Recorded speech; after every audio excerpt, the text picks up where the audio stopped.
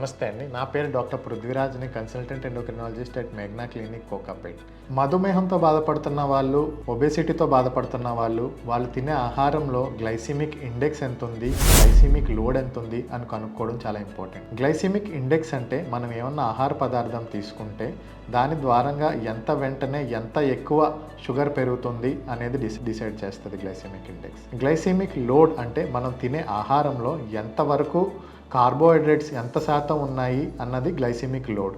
ఇది ఎంతసేపు ఎక్కువగా షుగర్ రక్తంలో ఎక్కువగా ఉంటుంది అనేది డిసైడ్ చేస్తూ ఉంటుంది. గ్లైసిమిక్ లోడ్ అనేది చాలా ముఖ్యం చూసుకుంటే గ్లైసిమిక్ ఇండెక్స్తో పాటు.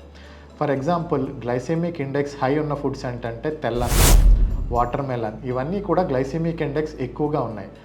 అంటే అవి తిన్న వెంటనే వేగంగా రక్తంలో షుగర్ని ఎక్కువగా పెంచేస్తూ ఉంటాయి. కానీ మీరు గ్లైసిమిక్ లోడ్ చూసుకుంటే తెల్లన్నంలో 100 గ్రాముల అన్నంలో 50 గ్రాముల వరకు కార్బోహైడ్రేట్ ఉంటుంది.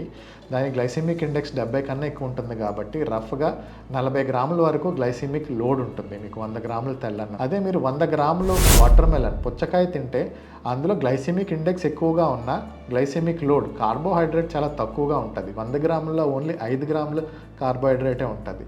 సో కాబట్టి దీనికి గ్లైసిమిక్ లోడ్ అనేది చాలా తక్కువగా ఉంటుంది.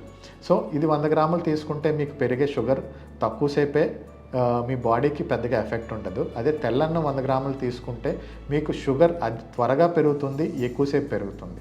సో మీరు తీసుకునే ప్రతి ఆహారంలోనూ గ్లైసిమిక్ ఇండెక్స్తో పాటు గ్లైసిమిక్ లోడ్ అంటే కార్బోహైడ్రేట్ శాతం ఎంత ఉంటుంది అన్నది కూడా మీరు చూసుకోండి. Glycaemic load is equal to glycemic index into carbohydrate ఎంత ఉంటుంది 100 గ్రాముల్లో డివైడెడ్ బై 100. ఇది 10 లోపు ఉంటే మంచిది గ్లైసిమిక్ లోడ్ అనేది. 20 కన్నా ఎక్కువ ఉంటే హై గ్లైసిమిక్ లోడ్ ఫుడ్స్ అంటాం. అవన్నీ కూడా మీరు అవాయిడ్ చేస్తే మంచిది. Thank you.